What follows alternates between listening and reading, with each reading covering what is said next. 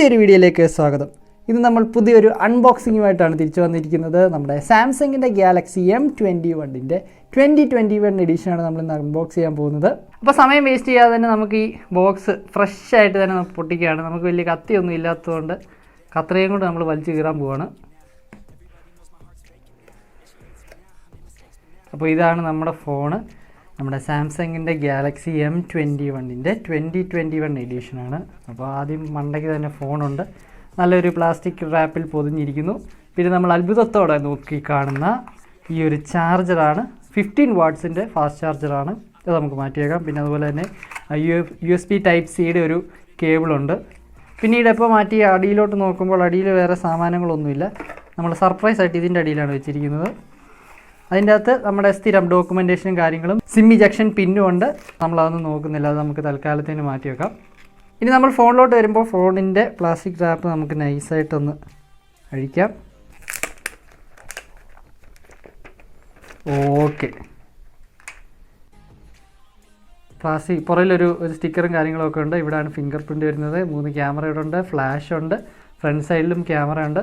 പിന്നെ ഇതിൻ്റെ ഒരു ഓവർവ്യൂ ആയിട്ട് നോക്കുമ്പോൾ മണ്ടയ്ക്ക് ഒരു നോയ്സ് ക്യാൻസലേഷൻ മൈക്ക് ഉണ്ട്, താഴെ 3.5mm Jack, charging port Type C ആണ്, അതുപോലെ തന്നെ മോണോ സ്പീക്കറുണ്ട്. റൈറ്റ് സൈഡിൽ വോളിയം ബട്ടൺ, അതുപോലെ തന്നെ നമ്മുടെ സിം റോക്കേഴ്സും റൈറ്റ് സൈഡിലാണ്. ലെഫ്റ്റ് സൈഡിൽ നമ്മുടെ സിം ഇടാനുള്ള സ്ലോട്ടാണ്. അപ്പോൾ ഇനി നമുക്ക് ഒട്ടും സമയം വേസ്റ്റ് ചെയ്യാതെ നമുക്കിതൊന്ന് ഓൺ ചെയ്ത് നോക്കാം. അപ്പോൾ നമ്മൾ ഫോൺ ഫുള്ളി സെറ്റപ്പ് ഒക്കെ ചെയ്ത് ഓൺ ചെയ്തിരിക്കുകയാണ്. എന്തായാലും ആദ്യം നമ്മൾ ഡിസ്പ്ലേയുടെ സൈഡിലോട്ട് വരുമ്പോൾ 6.4 ഇഞ്ചിൻ്റെ ഫുൾ HD+ ഒരു സൂപ്പർ AMOLED ഡിസ്പ്ലേ ആണ് വന്നിട്ടുള്ളത്. തുടക്കം തന്നെ കാണാം, നമ്മുടെ വ്യൂയിങ് ആംഗിൾസ് ഒക്കെ പക്കയാണ്, ഒരു സീനും ഇല്ല.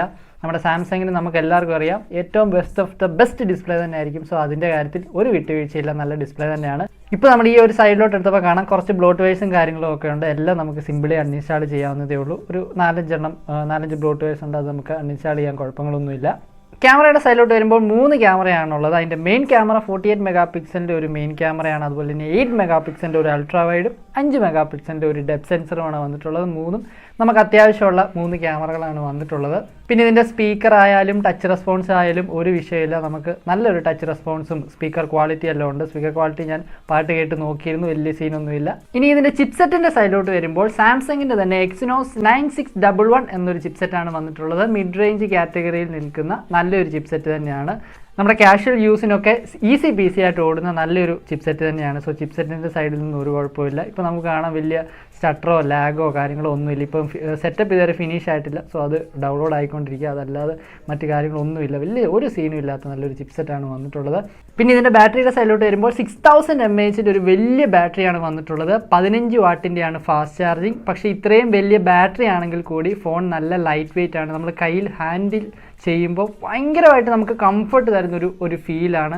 അതുപോലെ തന്നെ വലിയ വെയിറ്റും കാര്യങ്ങളും ഇല്ല. അത് വീതിയും നോക്കുകയാണെങ്കിൽ നമുക്ക് അധികം വീതിയൊന്നുമില്ല, നമുക്ക് കംഫർട്ടബിളായിട്ട് ഹാൻഡിൽ ചെയ്യാവുന്ന ഒരു രീതിയാണ്. ഇപ്പോൾ ബാക്ക് സൈഡിലോട്ട് വരുമ്പോൾ നല്ലൊരു ടെക്സ്ചർ ഇവിടെ ഉണ്ട്. അത് നമുക്ക് കൈ പിടിക്കുമ്പോഴാണെങ്കിലും നല്ല സുഖം തരുന്ന നല്ല ടെക്സ്ചറും കാര്യങ്ങളൊക്കെ ഉണ്ട്. ഇനി ഇതിൻ്റെ സ്റ്റോറേജിൻ്റെ സൈഡിലോട്ട് വരുമ്പോൾ ഈ ഒരു ഫോൺ വന്നിരിക്കുന്നത് 6GB 64GB വെർഷനാണ്. നമുക്കിതിൻ്റെ സ്റ്റോറേജ് നമുക്ക് ജസ്റ്റ് ഒന്ന് നോക്കാം.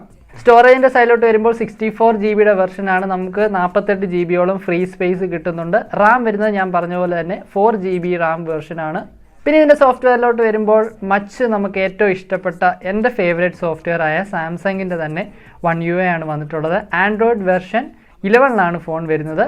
അപ്പോൾ അത് നമുക്ക് അപ്ഡേറ്റിലൂടെ തന്നെ 2 വർഷത്തെ സോഫ്റ്റ്വെയർ അപ്ഡേറ്റും 3 വർഷത്തെ സെക്യൂരിറ്റി പാച്ചുമാണ് കമ്പനി ഓഫർ ചെയ്തിട്ടുള്ളത്. സോ ആ കാര്യത്തിൽ ഒരു വിട്ടുവീഴ്ചയില്ല, നല്ല സോഫ്റ്റ്വെയർ സപ്പോർട്ടാണ് സാംസങ് തരുന്നത്. സെൻസേഴ്സിൻ്റെ സൈഡിലോട്ട് വരുമ്പോൾ ആവശ്യത്തിനുള്ള സെൻസർ, പ്രോക്സിമിറ്റി, ലൈറ്റ് സെൻസർ, ഈ സെൻസർ എല്ലാം ഫോണിലുണ്ട്. അങ്ങനെ വലിയ കുഴപ്പങ്ങളൊന്നുമില്ല. ഫ്രണ്ട് സൈഡിൽ ഒരു കാര്യം വിട്ടുപോയത് ഇതിൻ്റെ ക്യാമറ ആണ്. ഫ്രണ്ട് ക്യാം വന്നിട്ടുള്ളത് 20 മെഗാപിക്സലിൻ്റെ ഒരു നല്ലൊരു ക്യാമറയാണ്. അപ്പോൾ ഇതൊക്കെയാണ് ഇതിൻ്റെ സ്പെക്സും കാര്യങ്ങളും ഒക്കെ. നമ്മൾ ചെറിയൊരു അൺബോക്സിങ് മാത്രമാണ് നോക്കിയത്, ഡീറ്റെയിൽ റിവ്യൂ കാര്യങ്ങളോ ഒന്നുമല്ല.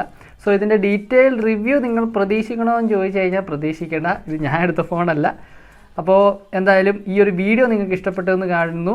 ഈ ഫോണിനെ പറ്റി എന്തെങ്കിലും ഡൗട്ടോ കാര്യങ്ങളോ ഉണ്ടെങ്കിൽ താഴെ കമൻറ്റ് ചെയ്താൽ മതി.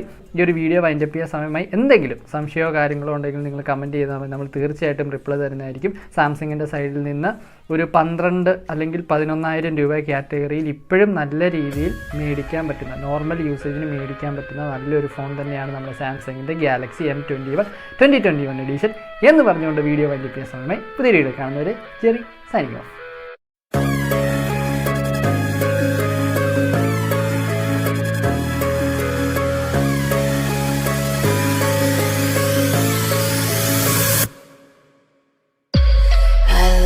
Everything, fire spreading all around my room.